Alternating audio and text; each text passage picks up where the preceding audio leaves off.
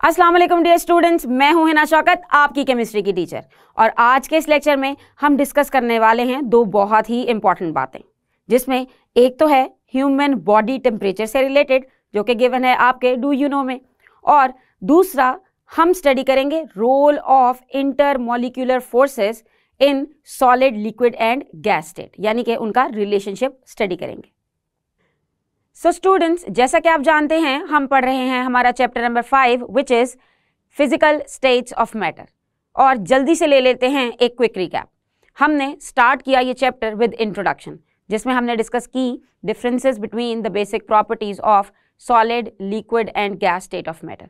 फिर हमने स्टार्ट किया हमारा topic which was about gaseous state, जिसमें हमने डिस्कस की हैं typical properties for gaseous state of matter. उसके बाद हमने डिस्कस किए हैं लॉज रिलेटेड टू गैसेस, और there were two laws, Boyle's law and Charles law. हमने अभी तक के जितने भी इससे रिलेटेड क्वेश्चंस थे वो भी डिस्कस कर लिए हैं। आज का ये लेक्चर बहुत ही इंटरेस्टिंग होने वाला है, क्योंकि इसमें हम कोई नया टॉपिक स्टार्ट नहीं करेंगे, लेकिन नए टॉपिक स्टार्ट करने से पहले की इंफॉर्मेशन को समझेंगे।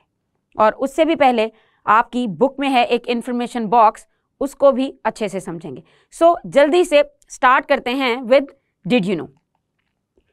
हम जानते हैं कि टेम्परेचर को मेजर करने के देयर आर डिफरेंट स्केल्स, जैसा कि हमने एब्सोल्यूट टेम्परेचर स्केल वाले चैप्टर में भी डिटेल में डिस्कस किया कि आखिर टेम्परेचर को किस किस चीज़ से मेजर किया जाता है और उसको मेजर करने के कितने यूनिट्स हैं। हम टेम्परेचर को 3 यूनिट्स में मेजर कर सकते हैं, which is degree Celsius, Fahrenheit and kelvin. Kelvin को एब्सोल्यूट टेम्परेचर स्केल कहा जाता है बिकॉज इट स्टार्ट्स विद 0, और इसमें नेगेटिव में कोई वैल्यू नहीं जाती। लेकिन अगर हम बात करें हमारे बॉडी टेम्परेचर की, तो बॉडी टेम्परेचर को हम मेजर करते हैं फ़ारेनहाइट स्केल में। जी हाँ, body temperature is measured in Fahrenheit scale. और अगर बात करें नॉर्मल बॉडी टेम्परेचर की, so normal body temperature is 98.6 degree Fahrenheit. इसको लिखने का तरीका भी यही है कि first you write your number, then put a degree sign, और then you have to mention capital F which will represent that it is in Fahrenheit. अब अगर देखें कि 98.6 फ़ारेनहाइट कितने डिग्री सेल्सियस के इक्वल होता है, तो उसकी वैल्यू बनती है 37 डिग्री सेल्सियस। यानी कि हमारी बॉडी का जो नॉर्मल टेम्परेचर है वो है 37 डिग्री सेल्सियस या फिर 98.6 डिग्री फ़ारेनहाइट। ये दोनों का मतलब सेम ही है, सिर्फ और सिर्फ टेम्परेचर का स्केल फ़र्क है। अगर आप क्लिनिकल थर्मोमीटर को देखें, जो कि कुछ इस तरह से दिखाई देता है, यकीनन आपने मुख्तलिफ इक़साम के थर्मोमीटर्स भी देखे होंगे, क्योंकि आजकल तो डिजिटल थर्मोमीटर्स भी काफ़ी इन हैं। सो अगर आप इस ऑर्डिनरी थर्मोमीटर की बात करें, जिसके अंदर आपको एक मरकरी का स्केल नज़र आता है और वो एक्सपैंड करता है जब टेम्परेचर हाई हो, आप देख सकते हैं कि इसकी रीडिंग दोनों टेम्परेचर्स में गिवन होती है, in degree Celsius and Fahrenheit as well. लेकिन जब भी आप किसी डॉक्टर के पास जाते हैं और वो आपको बुखार डायग्नोस करेगा, तो वो आपको यही कहेगा कि आपका बॉडी टेम्परेचर है 100 डिग्री, 101 डिग्री, या हो सकता है एक्सट्रीम कंडीशंस में 102 डिग्रीज भी हो।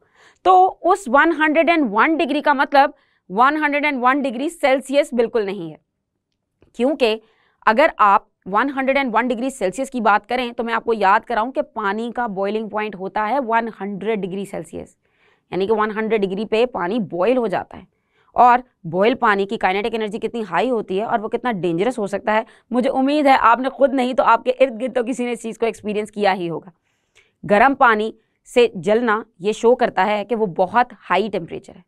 तो क्या आपकी बॉडी को जब बुखार होता है तो आपको क्या लगता है कि उसका टेम्परेचर 101 डिग्री सेल्सियस होगा? बिल्कुल नहीं, वो टेम्परेचर होता है फ़ारेनहाइट में।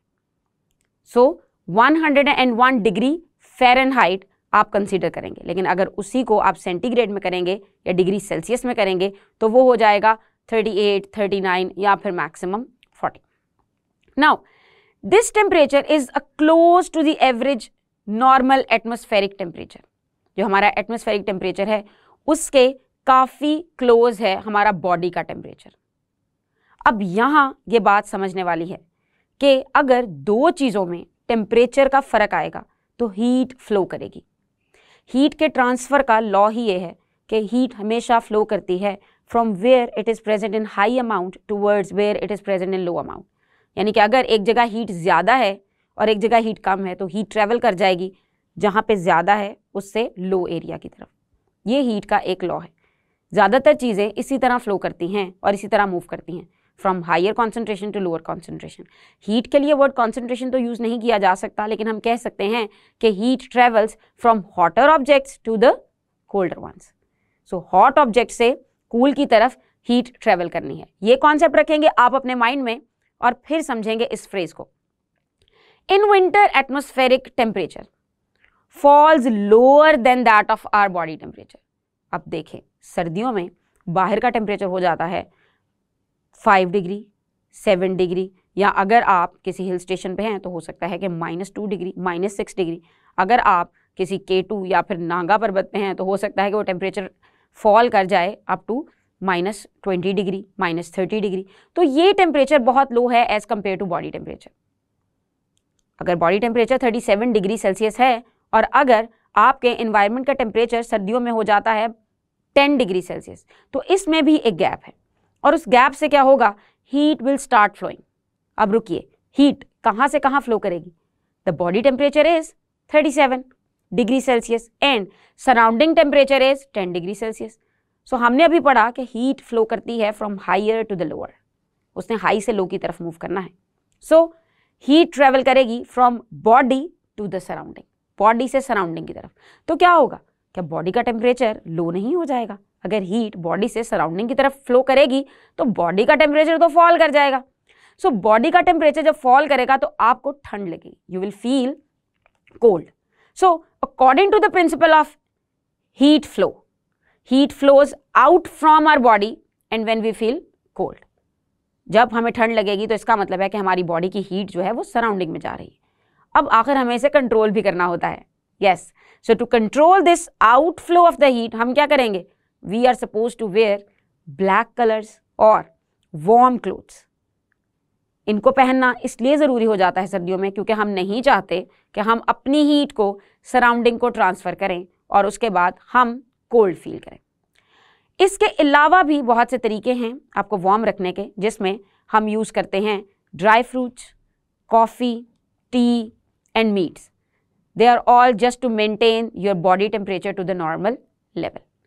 अब इसी को अगर आप ऑपोजिट तरीके से समझें तो भी बात सेम ही रहेगी। गर्मियों में आपकी सराउंडिंग का टेम्परेचर आपके बॉडी टेम्परेचर से बढ़ जाता है तो heat towards your body flow करेगी, लेकिन गर्मियों में टेम्परेचर का डिफरेंस बहुत ज़्यादा नहीं आता। मैं आपको याद करा दूं कि अगर आप पाकिस्तान की बात करें तो ज़्यादा से ज़्यादा टेम्परेचर 52, 53 इसके अराउंड ही रहता है, इससे अबव नहीं जाता, और बॉडी टेम्परेचर है 37 डिग्री, तो इसमें उतना फ़र्क नहीं आता। लेकिन फिर भी heat would travel through your body from your surrounding towards your body, जो भी डेंजरस हो सकता है। सो उसके लिए भी हम पहनते हैं लाइट कलर क्लोथ्स, या फिर हम यूज़ करते हैं पानी का, या फिर हम यूज़ करते हैं एयर कंडीशनर्स का। सो ये तो हुई बात ऑफ बॉडी टेम्परेचर। हमने देखा कि हम बॉडी टेम्परेचर को मेजर कैसे करते हैं, कौन सा यूनिट है जिसमें बॉडी टेम्परेचर मेजर किया जाता है, और साथ ही साथ हमने ये देखा कि हम विंटर्स में अपना बॉडी टेम्परेचर मेंटेन कैसे कर सकते हैं। नेचुरली हमारी बॉडी हमारा टेम्परेचर मेंटेन कैसे करती है, और आर्टिफिशियली हम बाहर की चीज़ें इस्तेमाल करके अपना बॉडी टेम्परेचर कैसे मेंटेन कर सकते हैं। सो ये तो हुई बात टेम्परेचर से रिलेटेड, जो कि रिलेट भी करती है एब्सोल्यूट टेम्परेचर स्केल से। ये एक बायोलॉजी का टॉपिक है जिसे मुझे उम्मीद है कि बायोलॉजी में आप इससे भी बेहतर अंदाज से पढ़ सकते हैं। अब चलते हैं हम हमारे लेक्चर के दूसरे हिस्से की तरफ, जिसमें हमें डिस्कस करनी है physical states of matter and role of intermolecular forces. चूंकि इसके बाद हमने स्टार्ट करनी है हमारी लिक्विड स्टेट ऑफ मैटर, यानी कि properties of liquid state of matter, और उन प्रॉपर्टीज को स्टडी करने से पहले हमें पता होना चाहिए relationship between physical state of matter and intermolecular forces का रोल, कि इंटरमॉलिक्यूलर फोर्सेस किस तरह से इफेक्ट कर सकती हैं हमारी फिजिकल स्टेट्स ऑफ मैटर को। So as you know that matter exist in 3 physical states, और वो 3 फिजिकल स्टेट्स हैं गैस, लिक्विड और सॉलिड। अब अगर आप बात करें गैस स्टेट की, तो गैस स्टेट में हम जानते हैं कि molecules they are far apart from each other, उनके दरमियान डिस्टेंस बहुत ज़्यादा होता है। और चूंकि मॉलिक्यूल्स दूर दूर हैं, so therefore their intermolecular forces are very weak. यहां मैं आपको रिवाइज करा दूं कि what are intermolecular forces. They are basically forces of attraction between the molecules of a substance, between the molecules of a compound, between the molecules of an element। और ये जो forces हैं intermolecular forces, इसकी दो types हमने detail में discuss की थी हमारे प्रीवियस चैप्टर में, जो कि थी dipole dipole forces and hydrogen bonding. ये वो फोर्सेस हैं जो मॉलिक्यूल्स को एक साथ जोड़े रखती हैं और जिससे मैटर डिफरेंट फिजिकल स्टेट्स में अपीयर होता है। अब हम बात कर रहे हैं इंटरमॉलिक्यूलर फोर्सेस इन गैस की। सो चूंकि गैस के पार्टिकल्स हैं दूर दूर, तो उनकी इंटरमॉलिक्यूलर फोर्सेस होंगी वीक। अब चलते हैं लिक्विड की तरफ कि लिक्विड में इंटरमॉलिक्यूलर फोर्सेस किस तरह से एग्जिस्ट करती हैं। In liquid state of matter, intermolecular forces they play very very important role, और उसका वो इंपॉर्टेंट रोल अफेक्ट करता है बहुत सी प्रॉपर्टीज को जो कि लिक्विड्स के लिए यूज होती हैं। In liquid state molecules they are much closer to each other, not as much as close as compare to solid, मगर अगर हम बात करें एज कंपेयर टू गैस की तो बहुत ज्यादा क्लोज होते हैं। सो आप इस डायग्राम में देख सकते हैं, look at this diagram, molecules of liquid they are close enough. I know they are not arranged. You can see they are random. They are not arranged. They can slide past each other. They can move around each other. But they are close to each other. जब भी आप liquid के लिए ये particle diagram बनाएंगे तो आप इन molecules को क्लोज क्लोज शो करते हैं। कुछ पॉइंट पे इनकी टचिंग भी शो करनी होती है because there are not that much gaps between the molecules, और इनके दरमियान जो इंटरमॉलिक्यूलर स्पेसेस हैं वो भी ना होने के बराबर होती हैं, लेकिन ये सिर्फ फ्रीली मूव या फिर स्लाइड पास्ट कर सकते हैं। अब अगर आप इसी डायग्राम को आगे लेके चलें, so you can see that there are no spaces. जिस तरह से गैस के मॉलिक्यूल के बीच में स्पेसेस होती हैं, ऐसे लिक्विड के मॉलिक्यूल के अंदर स्पेस नहीं होती। और चूंकि ये करीब करीब है तो ये भी शो करता है कि इसकी इंटर मॉलिक्यूलर फोर्स क्या होगी, स्ट्रॉन्ग। जब मॉलिक्यूल्स करीब करीब होते हैं तो उनकी इंटर मॉलिक्यूलर फोर्सेस स्ट्रॉन्ग होती हैं, और अगर इंटर मॉलिक्यूलर फोर्सेस स्ट्रॉन्ग होगी तो क्या होगा, they are going to affect physical properties. अब वो कौन कौन सी फिजिकल प्रॉपर्टीज होंगी, वो हो सकती हैं diffusion, evaporation, vapour pressure and boiling point. ये सारी प्रॉपर्टीज अफेक्ट हो सकती हैं because of the intermolecular forces of liquids. अब इन प्रॉपर्टीज को डिटेल में डिस्कस करेंगे जब हम पढ़ेंगे हमारी लिक्विड स्टेट ऑफ मैटर, लेकिन मैं सिर्फ आपको यहाँ इसका एक बेस आइडिया ज़रूर देना चाहती हूँ कि अगर आपके माइंड में आता है कि किसी चीज़ की इंटरमॉलिक्यूलर फोर्स स्ट्रॉन्ग है, तो इसका एक मतलब ये है कि आप उसके मॉलिक्यूल्स को आसानी से दूर दूर नहीं कर सकते, यानी कि वो मॉलिक्यूल्स आसानी से एक दूसरे से अलग नहीं हो सकते। फोर्स स्ट्रॉन्ग होने का मतलब है कि उसे ओवरकम करने के लिए हमें उससे भी पावरफुल फोर्स चाहिए। जैसे कि अगर हम बात करते हैं इवेपोरेशन की, तो इवेपोरेशन में बेसिकली मॉलिक्यूल्स को कन्वर्ट होना होता है from liquid state to the gas state. अब वो लिक्विड स्टेट से गैस स्टेट में तभी कन्वर्ट होंगे जब वो ओवरकम करेंगे अपनी इंटरमॉलिक्यूलर फोर्स को, और अगर वो फोर्स ज्यादा होगी तो उसे ओवरकम करना मुश्किल होगा। Now compounds having stronger intermolecular forces they have higher boiling points. और हायर बॉइलिंग पॉइंट्स क्यों हैं, क्योंकि स्ट्रॉन्ग इंटरमॉलिक्यूलर फोर्स को ब्रेक करना मुश्किल है। Intermolecular forces become so dominant in solid state that the molecules look motionless। अगर बात करते हैं हम सॉलिड की, तो उसमें क्या होता है, उसमें इंटरमॉलिक्यूलर फोर्स इतनी स्ट्रांग हो जाती है, वो इतना करीब करीब मॉलिक्यूल्स को रखती है, इतने पैक्ड स्ट्रक्चर में उनको रखती है कि ऐसा फील होता है कि दे आर मोशनलेस, मतलब पार्टिकल्स बिल्कुल भी मूव नहीं कर रहे। लेकिन हकीकत में ऐसा नहीं होता. The particles are moving, they are not moving as a whole from one place to another place, but they are moving, and their movement is called as vibration, which is back and forth movement of the particles. So in solid, the particles arrange in a regular pattern, and therefore वो particles या वो solids वो होते हैं denser than the molecules of liquid. अगर बात करें denser की, तो density का मतलब होता है mass per unit volume, यानी कि एक per unit volume में किसी चीज़ का कितना mass आया हुआ है. सो अगर कोई चीज़ करीब करीब है तो उसका मास पर यूनिट वॉल्यूम भी ज़्यादा होगा, तो हम कहेंगे कि उसकी डेंसिटी भी ज़्यादा है. सो इंटरमॉलिक्यूलर फोर्स अफेक्ट कर सकती है डेंसिटी को भी. सो अब इसी से आप गैसेस की डेंसिटी का भी अंदाज़ा लगा सकते हैं. सो गैसेस की डेंसिटी होने वाली है बहुत ही कम, क्योंकि गैसेस के पार्टिकल्स के बीच में, गैसेस के मॉलिक्यूल्स के बीच में डिस्टेंस होता है बहुत ज़्यादा, और वो डिस्टेंस बहुत ज़्यादा होता है तो इंटरमॉलिक्यूलर फोर्स होती है बहुत वीक. तो जब कोई चीज़ लेस मास के साथ ज़्यादा वॉल्यूम पे फैली होगी तो इसका ये मतलब है कि उसकी डेंसिटी कम है.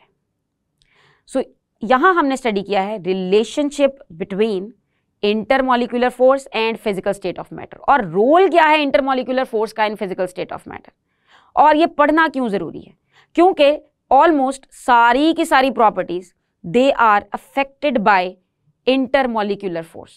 इंटरमॉलिक्यूलर फोर्स स्ट्रॉन्ग होगी तो हो सकता है कि कुछ वैल्यूज इंक्रीज करें या कुछ वैल्यूज डिक्रीज करें. अब इंटरमॉलिक्यूलर फोर्सेस का डिटेल में relation with all the properties हम पढ़ेंगे जब हम लिक्विड स्टेट की प्रॉपर्टीज को वन बाय वन डिटेल में डिस्कस करेंगे. सो स्टूडेंट्स, आज के इस लेक्चर में हमने डिस्कस किया है ह्यूमन बॉडी टेम्परेचर के बारे में, उसका यूनिट क्या होता है और उसे मेजर कैसे करते हैं, और हमारी बॉडी उसके अगेंस्ट किस तरह से अपने आप को प्रिपेयर करती है, और एक्सटर्नली हम अपने बॉडी टेम्परेचर को नॉर्मल रखने के लिए क्या करते हैं.